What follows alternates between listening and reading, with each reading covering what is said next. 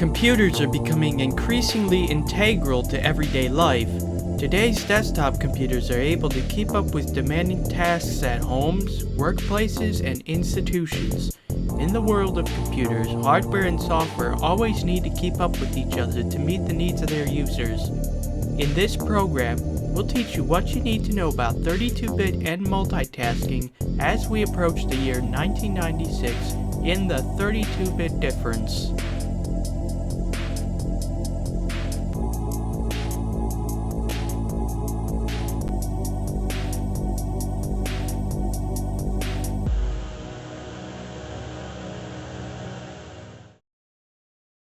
If you are a current computer user or have considered purchasing one, there is a good chance you've heard the term 32-bit at some point. 32-bit technology can be very beneficial in today's computer applications as they grow larger and larger. 32-bit computing has been commonly available in desktops since the late 1980s, but its costliness required many software developers to continue writing their software with 16-bit systems in mind.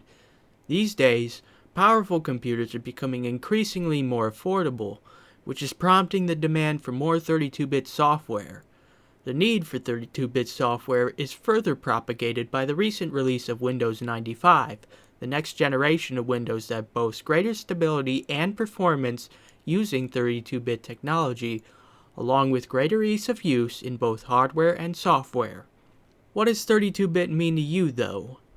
In order to understand what 32-bit is, you first need to know what a bit is. In short, a bit is a single value that can hold a 0 or a 1, which is often referred to as binary. In a computer, a bit can be stored, read, and manipulated. A computer has many bits running through its CPU, memory, disks, and expansion cards, all for a variety of purposes like performing complex calculations, setting aside temporary data, reading from or writing to files, and displaying the contents of your screen. A series of bits can be used to represent a larger value, and this is done by adding numbers in a certain convention. Each digit in a binary value translates to a certain decimal value, with each successive digit being double the value of the previous from right to left. Let's take a look at the binary number 1101. This integer, or whole number, is 4 bits wide, so it is known as a 4-bit integer. As you can see, it is comprised of zeros and ones. When converting a binary number to decimal format, a 1 tells us to add a certain value based on the digit's position, and a 0 tells us not to. This figure shows the values of each digit in binary. Note that each successive digit can add twice the value of the previous. Starting from the right, the first digit has a value of 1 in decimal format. Since the binary value is 1, we add 1 to the decimal integer. The second digit has a decimal value of 2, but the binary value is 0. This means we don't add 2 to the resulting decimal integer. Moving to the third digit, the decimal value would be 4. This digit's binary value is 1, so we will add 4 to the resulting decimal integer. The final digit, which is equal to 8 in decimal, has a binary value of 1, so we add 8 to the resulting decimal integer. As such, 1101 in binary is equivalent to 13 in decimal.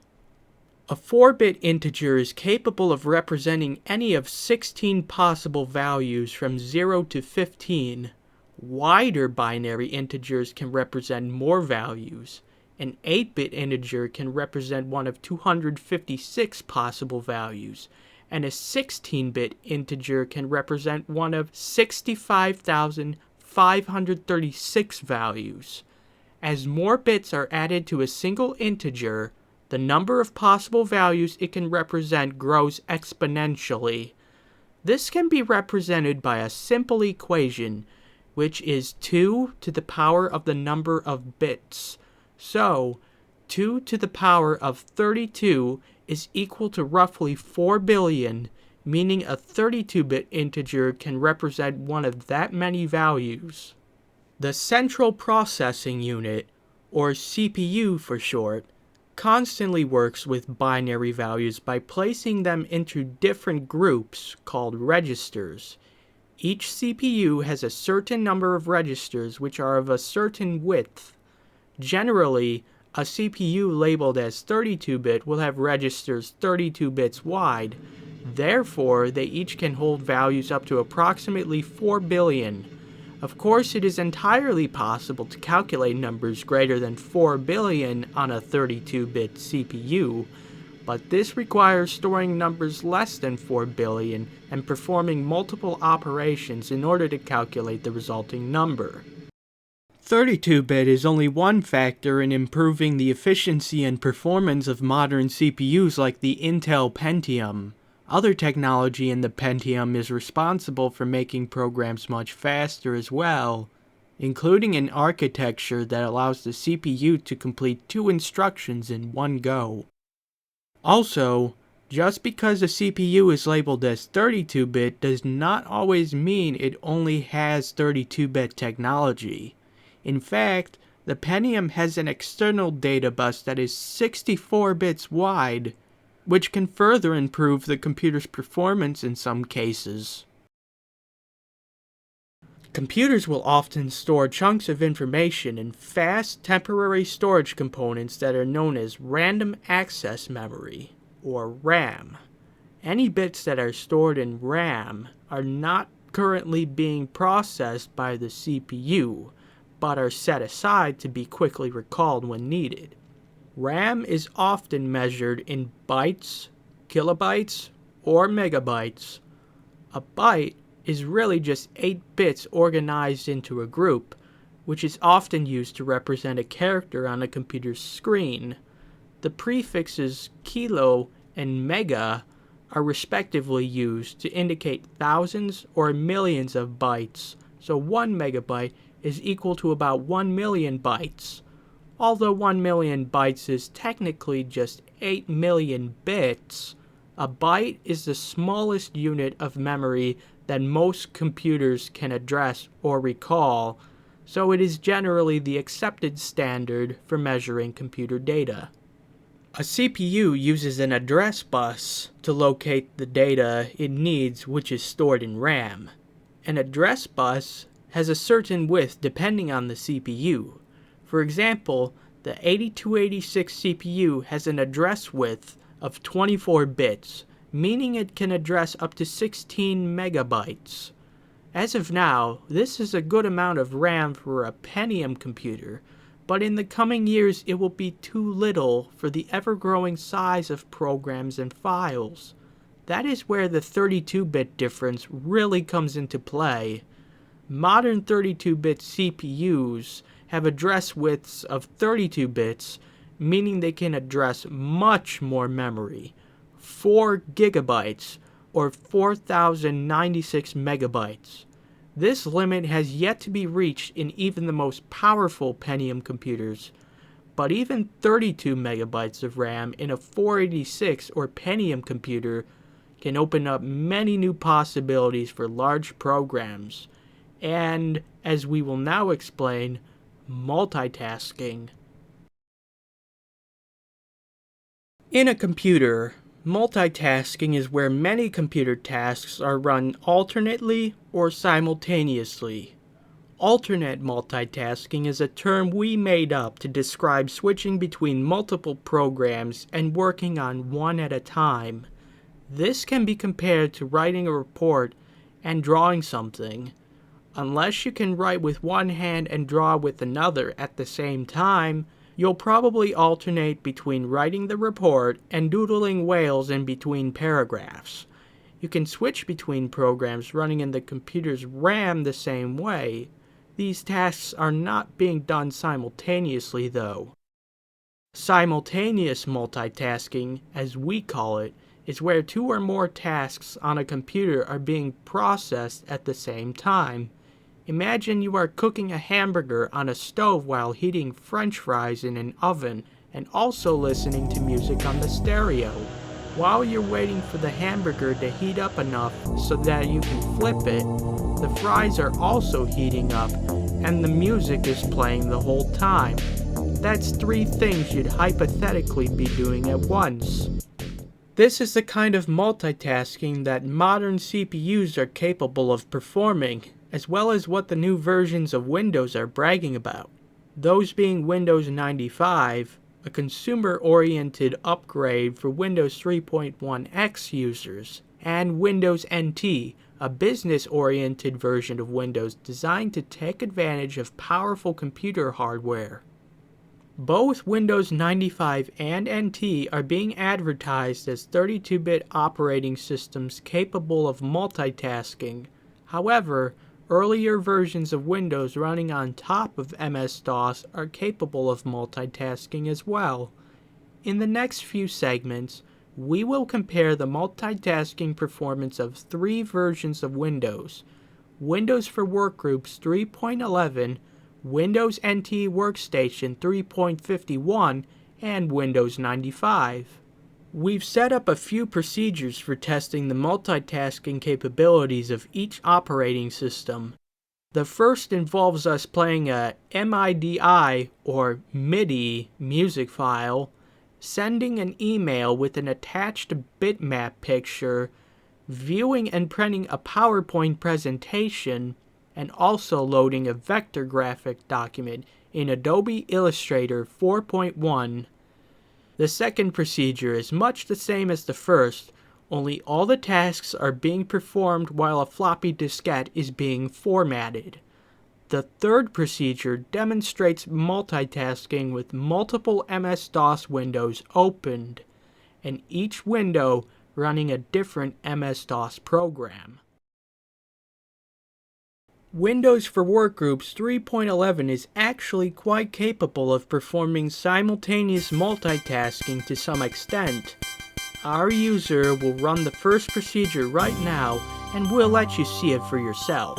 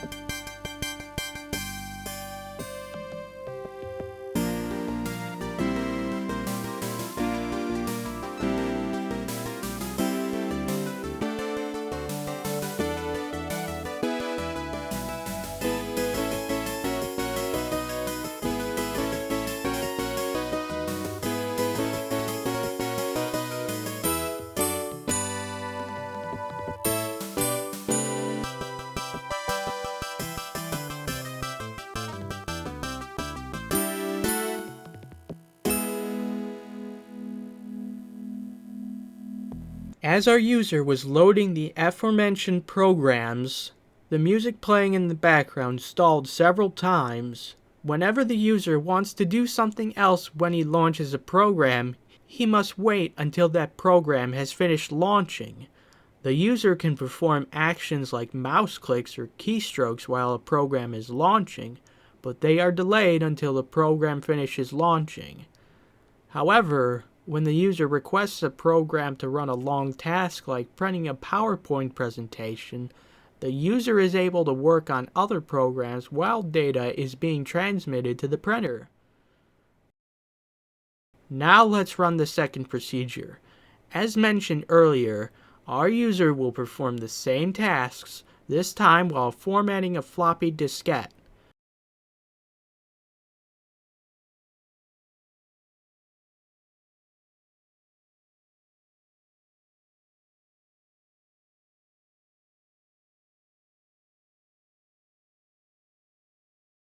You may notice it takes quite a while for the music to start playing as the disk is being formatted. The user can still launch other applications and work on them, but such a simple task like formatting a diskette eats up a lot of the system's time and resources.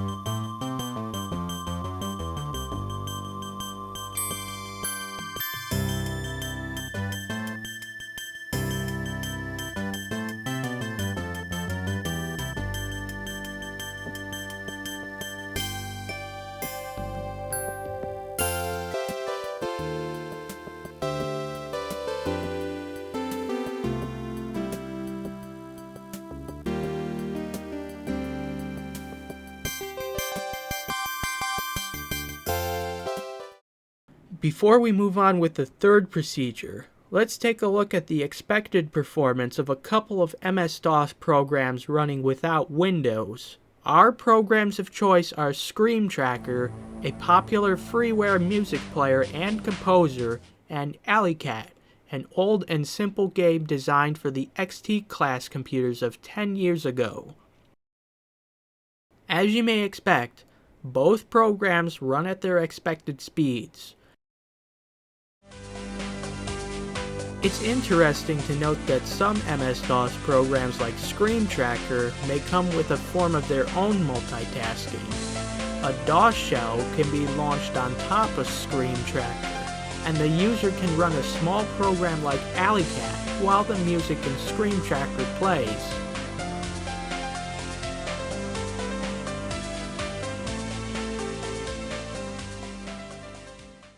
So now that you have some idea of how MS-DOS programs should run without Windows, we'll show you the performance of multiple MS-DOS sessions running simultaneously in Windows.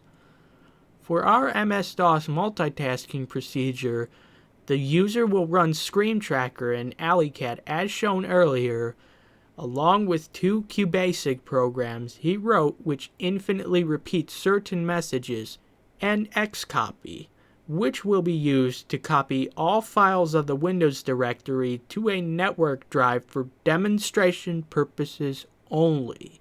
Remember, don't copy that floppy unless you're doing it for your own testing purposes. As such, it turns out that copying that floppy is perfectly fine as long as you don't give it to someone else. Perhaps you could hold on to your floppy for backup purposes in case the original diskette disappears due to plastic-eating cockroaches. Under Windows for Workgroups 3.11, Scream Tracker runs just fine, albeit with improper graphics. That is, until the user clicks outside of the MS-DOS window to make it run in the background. The music stutters horribly. The user will now launch another MS-DOS prompt. Strangely, when even the slightest activity on another MS-DOS window occurs, like the cursor or underline blinking, or typing any characters into the prompt, the stuttering is alleviated somewhat.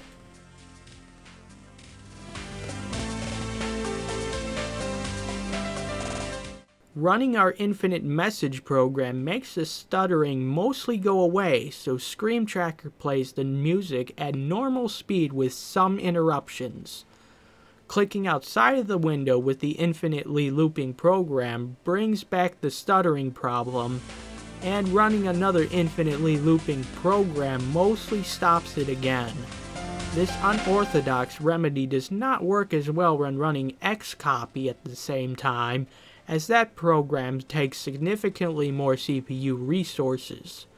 Returning to the MS-DOS window, running Scream Tracker makes the music player run faster again, although now it will often stutter due to the other MS-DOS tasks running alongside it. Yes, you can also run multiple Windows programs simultaneously with multiple MS-DOS programs. Alley Cat can be run under Windows too, but the graphics are very slow in windowed mode, so to make the game run faster, the user presses Alt and Enter at the same time to switch to full screen mode. Like Scream Tracker, Alley Cat will also run significantly slower with other MS-DOS programs running.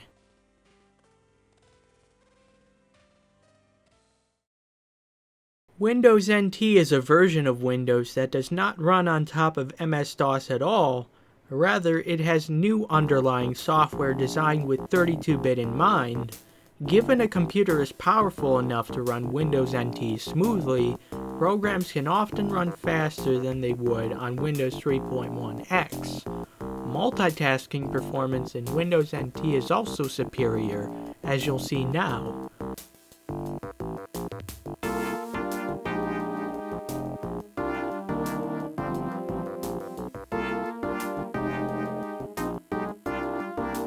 Note that Microsoft Office 95 is used in place of Microsoft Office 4.3 here, as Office 95 is 32-bit. Although Office 95 is designed with Windows 95 in mind, it is also compatible with Windows NT 3.51.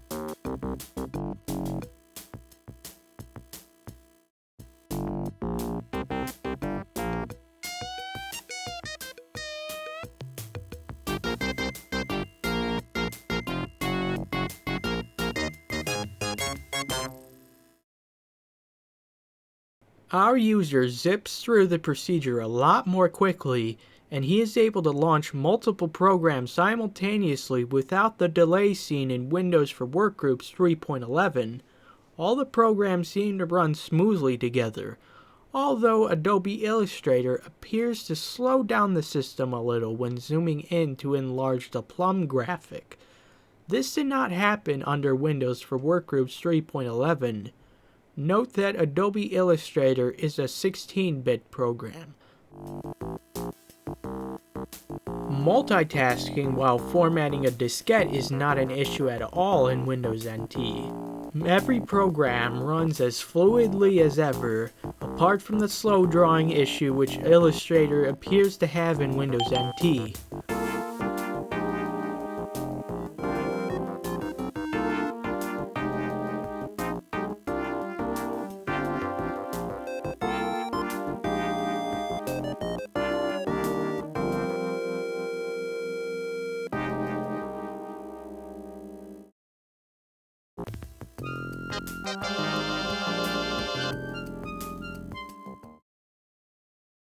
Although Windows NT does not run on top of MS-DOS like Windows 3.1x or Windows 95, it does come with a layer of compatibility so that MS-DOS programs can run in Windows NT.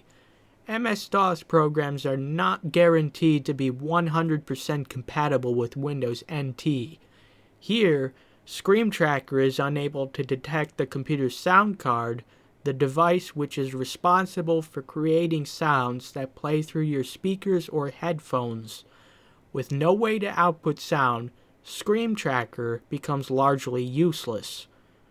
Regardless, multiple command prompts can run much faster in Windows NT than they could in Windows for Workgroups 3.11. Xcopy is largely unhindered, but Alleycat runs a little slower. Overall, Windows NT's multitasking performance is much higher than it was in Windows for Workgroups 3.11. If you want an operating system that has greater compatibility with MS-DOS and other 16-bit programs alongside 32-bit support, or you just want an interface that's easier to use than the program and file managers, you may want to turn to Windows 95 instead. Windows 95 introduces an entirely new interface rivaling that of the Macintosh operating system. Although we are an independent video production company not being sponsored by Microsoft, we can tell you one thing. The design of Windows 95, although somewhat lagging behind Windows NT in performance, is genius. From hardware to software, it's the most seamless experience we've ever had on an IBM-compatible PC.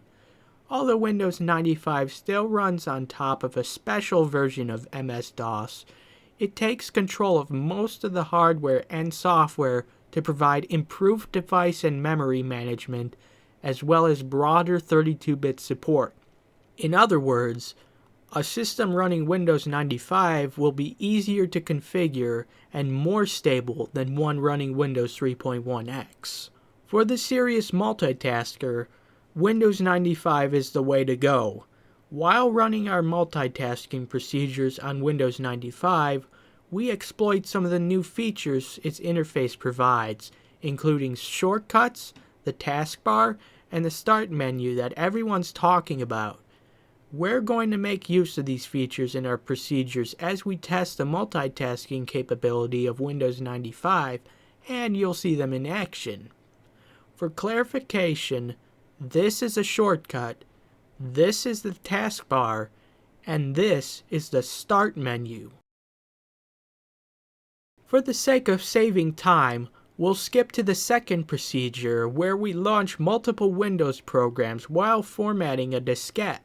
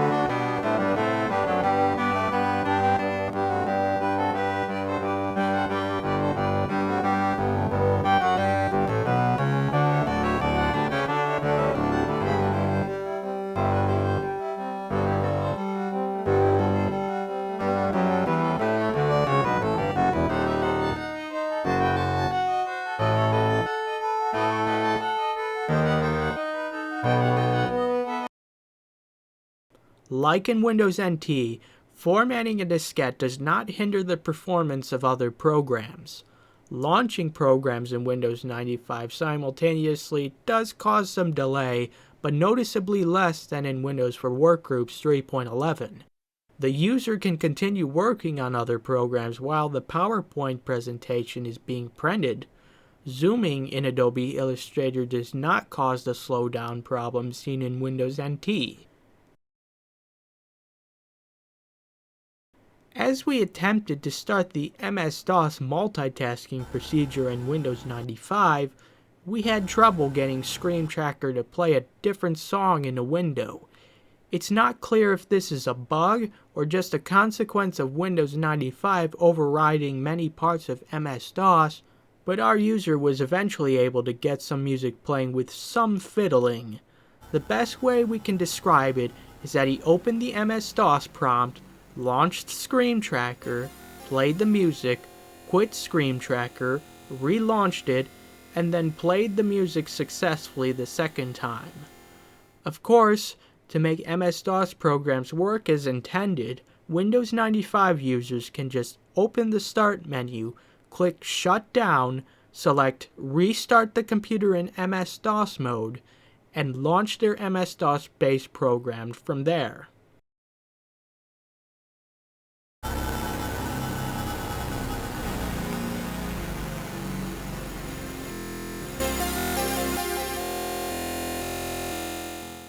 Under Windows 95, clicking outside the window running Scream Tracker will cause the music to stutter even worse than in Windows for Workgroups 3.11. If the window running Scream Tracker has enough conventional memory, the user can still open an MS-DOS prompt within Scream Tracker and run another command, all while allowing the music to play normally.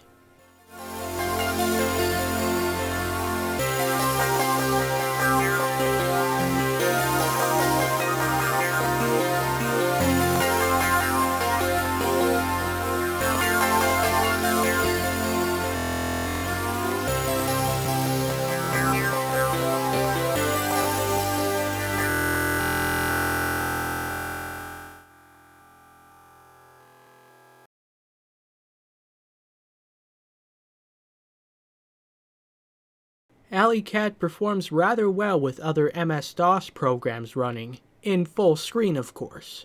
Generally, MS-DOS graphics in windowed mode do not update as fast as they would in full screen. Windowed mode makes MS-DOS games unplayable, but it can certainly be useful with other MS-DOS programs that don't rely on real-time graphics to serve their functionality, such as for displaying graphs. As with the other versions of Windows covered previously, you can undoubtedly run Windows programs alongside MS-DOS programs in Windows 95. As you've seen, these three versions of Windows are all capable of multitasking, although the performance for each version is different. Windows NT Workstation 3.51 is the best of all three versions when it comes to multitasking performance, with Windows 95 only a little bit behind. If you still have Windows for Workgroups 3.11, you might suffice with it just fine. However, the new technology and interface in Windows 95 promises better overall computing in the years to come, especially for Pentium-based machines. Windows NT, on the other hand, delivers great power and security for our network applications here at JimboVideo. What do you think of these versions of Windows?